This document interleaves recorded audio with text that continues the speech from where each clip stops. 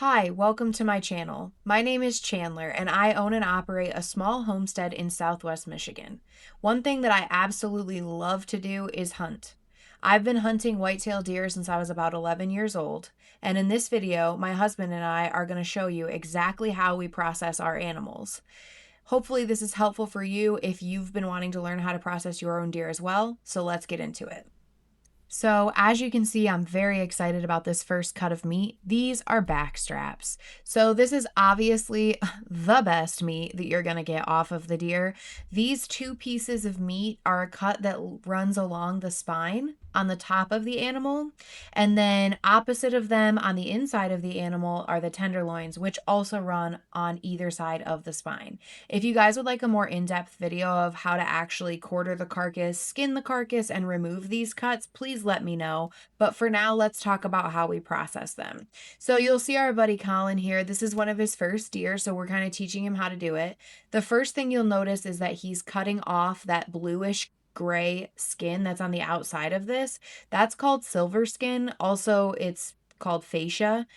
So basically each muscle group or cut is already encapsulated in these silver skins. You want to make sure to take them off because they're not very tender and they can add gamey taste to the meat.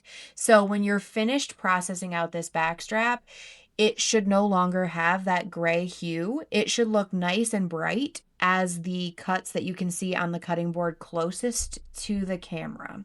So then you're just going to wrap them in butcher paper and go ahead and pop them in the freezer. Next, we're going to show you how to do the front quarters of the deer. And then you just kind of use the bone as the guide, and you'll feel it press. Okay. We're gonna burger all this, so what we'll do is we'll just tuck that in there, and then once it's time, we'll cut the burger down just into smaller chunks. That way it processes. You're going to burger it with the fat? No, we'll clean it up. So we'll clean up some of this tallow there. So if you want to, go ahead and clean up some of that fat.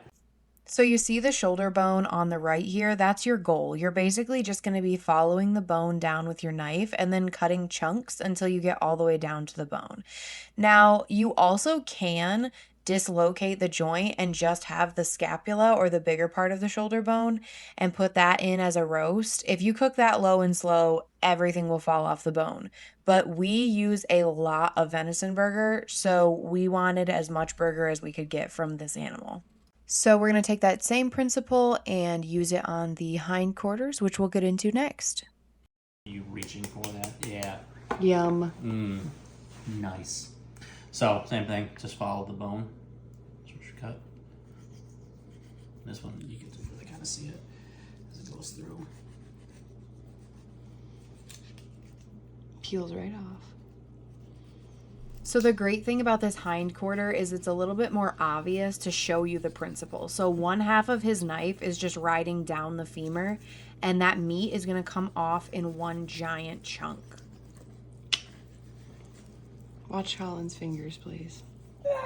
Right. Yeah, and that is Look at that thing. big old roast. Then we'll just clean it up, get all that off of it. But that's where your biggest roast is going to come out of.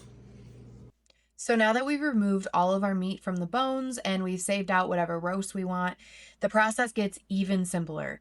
Literally, you're just going to take those chunks of meat and put them through your grinder. Now, here is my shameless plug.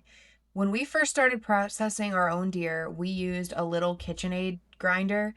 Let me tell you, it would take hours. So we will be hunting for the rest of our life, and we process other animals here on the farm as well.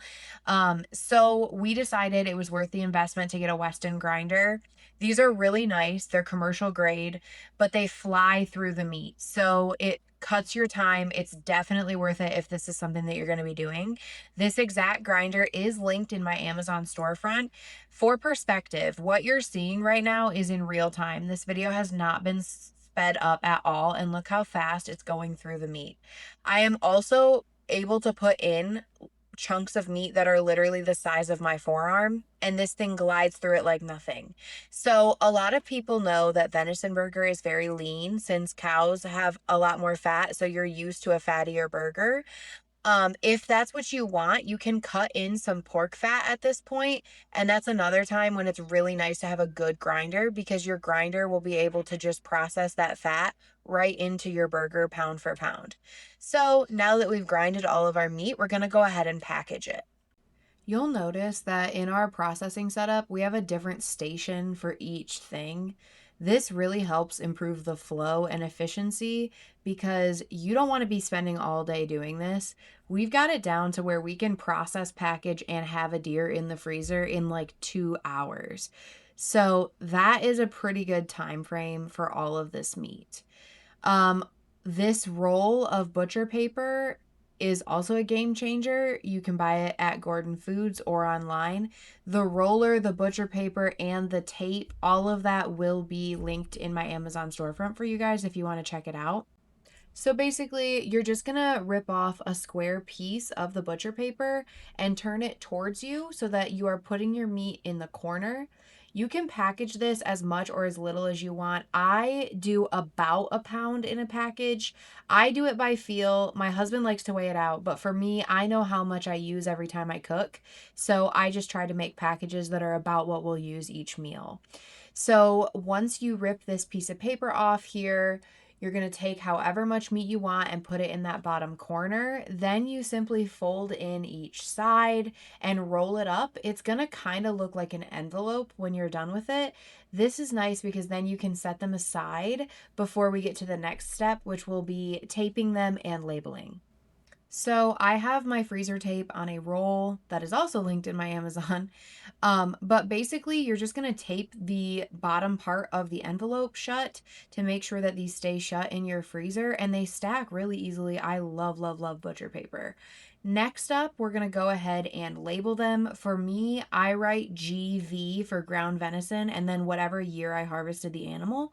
So these will all say GV 2025. This helps because then not only do you know what's in the package, but you also know what year it came from. So you can make sure that, like for us, we'll make sure that we go through everything from 2024 before we dip into these bad boys. So before we head to the freezer, let's go ahead and do a count. We ended up with 21-pound packs of ground venison. We also ended up with 2 packs of 2 back straps and 1 pack of 2 tenderloins. We did use Collins doe for this example, and it took us about 2 hours. She was the smallest deer that we harvested, but well worth the meat. So if this video was interesting to you or you learned something from it, please don't forget to like and subscribe. If you have any questions or suggestions for my future videos, let me know in the comments. Thanks!